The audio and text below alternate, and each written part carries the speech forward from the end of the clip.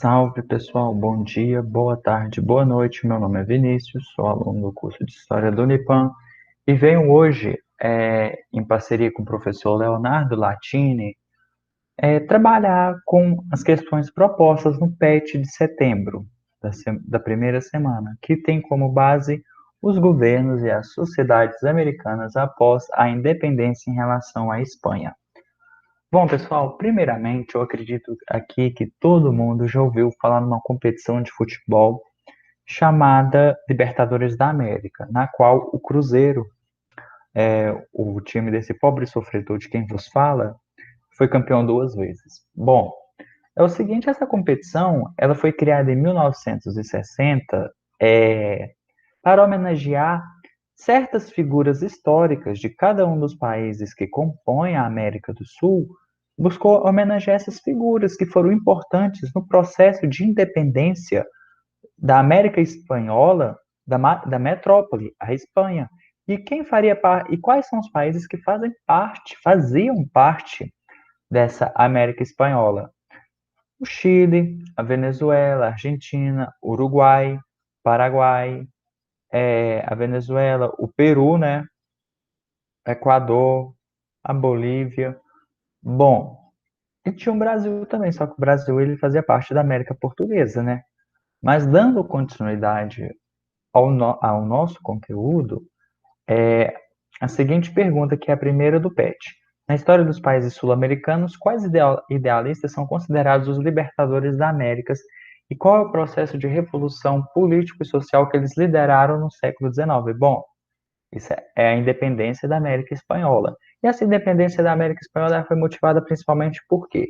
Bom, pessoal, teve uma série de acontecimentos no finalzinho do século XVIII, chamado Revolução Francesa, que inspirou no mundo certos ideais, principalmente os ideais da liberdade, da igualdade e da fraternidade. Pois bem, esse ideal de liberdade era como uma forma de se libertar da estrutura de poder vigente à época, que era o absolutismo, certo? Pois bem, e o absolutismo aqui na América Latina, a gente entendia que ele era muito representado pela Espanha, por Portugal, mas se tratando do caso da América Espanhola, buscavam romper toda a política que até então existia na sociedade da América, na sociedade americana. Pois bem, esses sujeitos aí, pessoal, grande parte deles faziam parte das elites. Essas elites, elas incorporavam quadros políticos e econômicos da época. Pois bem, tiveram um papel de suma importância nesse processo de independência da América Latina. Essa é a resposta da primeira. Bom, a segunda, contexto de base estudado e com base também no livro didático, responda o que foi a doutrina Monroe. Bom, nesse processo de independência da América Latina, da América Espanhola, teve um país que estava correndo por fora. Como assim correndo por fora, Vinícius? Era um país jovem, republicano, que estava querendo uma área de influência, porque ele já se mostrava no cenário político internacional como uma possível potência. E potência no século XIX, até a primeira metade do século XIX, até por volta dos 1850, eram os países europeus, principalmente a Espanha, a França, a Inglaterra, mas tinha um país na América que estava começando a sua formação, que se chama Estados Unidos da América. Pois bem, a doutrina Monroe, ela foi criada pelo presidente James Monroe em 1823, e essa doutrina tinha como base a defesa da América para os americanos.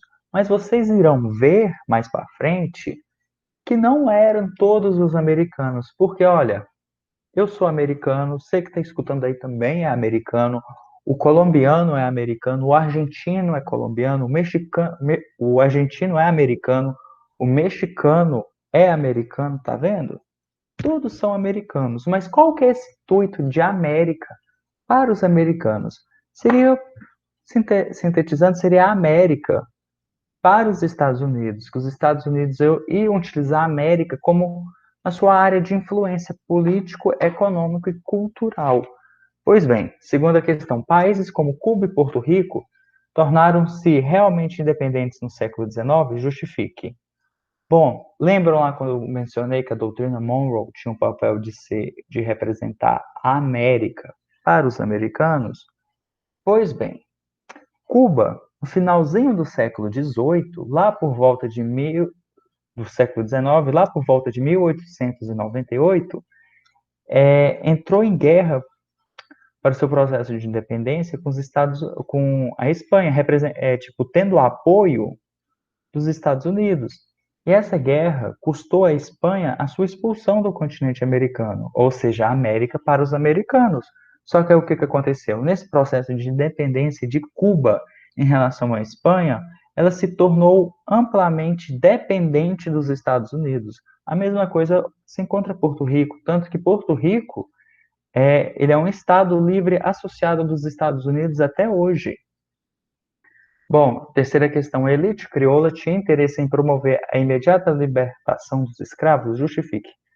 Vocês lembram quando eu tinha mencionado que a elite crioula, que era representada principalmente pelos libertadores da América, que influenciavam tanto a política e economia da América espanhola, eles tinham diferentes projetos de independência, vários projetos de repúblicas, vários projetos de governo. Por isso que a América espanhola, depois de sua independência, ela ficou fragmentada, não ficou unificada como a América portuguesa, que veio a dar origem ao Brasil, principalmente por conta dos diferentes projetos políticos que existiam na época, né, gente? A gente pode listar vários desses projetos, mas se tratando da libertação dos escravizados, era uma questão polêmica. Por quê? O primeiro país que ficou independente na América ao todo, no continente americano, foi o Haiti. E a independência do Haiti, ela foi influenciada principalmente por esses ideais lá da Revolução Francesa. Lembra? Liberdade, igualdade, fraternidade? Pois bem, o Haiti se tornou independente de quem? Da França. Irônico, não? Que o país que pregava liberdade, igualdade, fraternidade tinham posses coloniais e, além de ter posses coloniais, escravizavam outras pessoas. Enfim, a hipocrisia, né, pessoal? Igual aquele meme. Pois bem, todo esse contexto de libertação dos escravizados, ele foi entendido logo depois, durante todo o processo de independência da América Espanhola, como uma questão chave. Por quê? Eles pensavam assim, gente, se a gente abolir a escravidão, toda essa população que foi escravizada vai revoltar contra a gente. E vai dar guerra civil. Vai dar bagunça, vai dar pepino para a gente resolver. A gente já está tentando descascar um abacaxi com a independência em relação à coroa, ao nosso rei, lá na Europa, né, lá na Espanha. Pois bem, o que a gente vai fazer com esse tanto de ex-escravos? Será que a gente liberta ou não? Isso, pessoal, durante muito tempo foi uma questão muito complicada dentre os projetos de independência da América Espanhola. Pois bem, a próxima questão. Em sua opinião, o processo de independência trouxe liberdade a todos os habitantes da América Espanhola? Estas ações estão de acordo com os ideais iluministas? Bom, pessoal, acabou que eu, comentando a questão anterior, eu acabei respondendo essa, né? Tipo, mostrando de uma forma até como existe uma certa hipocrisia frente aos ideais e frente ao que era praticado.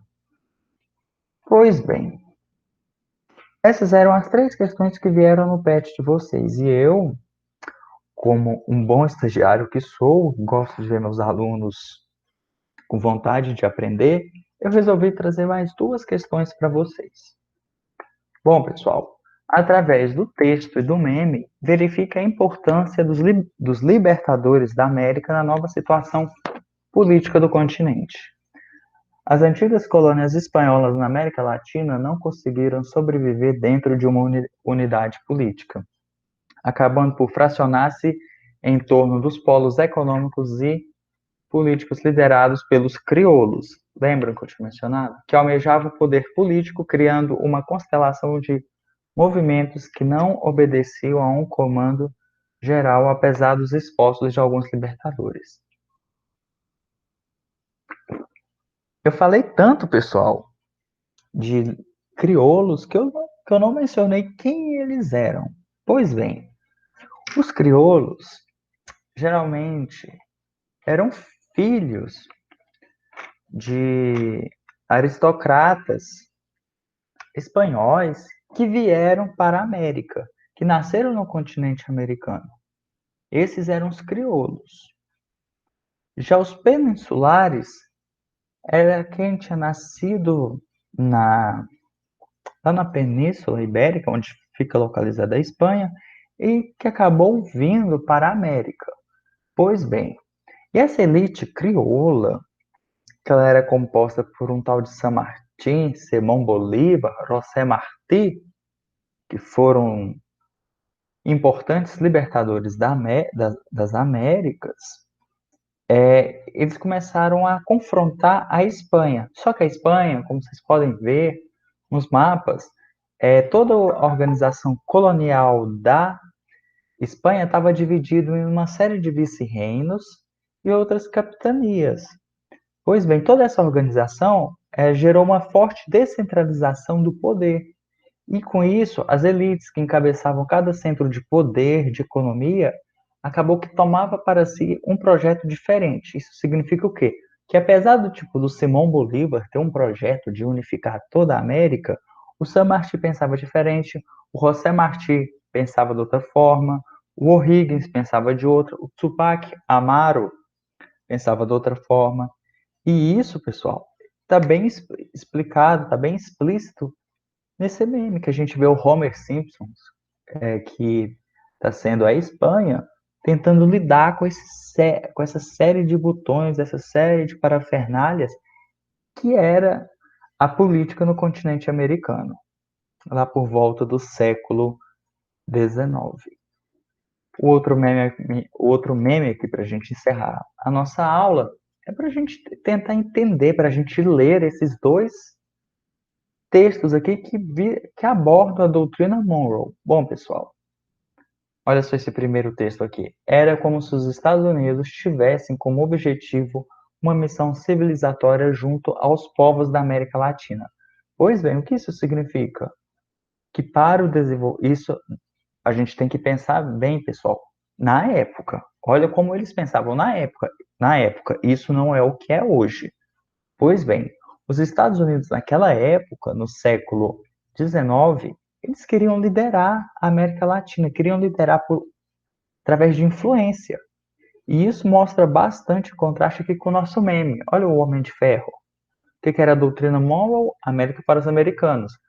A América Latina quer ver quem está lá no Homem de Ferro e acaba sendo surpreendida pela figura que a América era para os Estados Unidos e não para os outros países que fazem parte da América. Bom, pessoal, nosso vídeo de hoje é isso. Eu volto semana que vem com outro vídeo de correção de exercícios para ajudar vocês. E uma dica, pessoal, estudem bastante, essa matéria é muito boa. E por hoje é só. Obrigado à atenção de todos.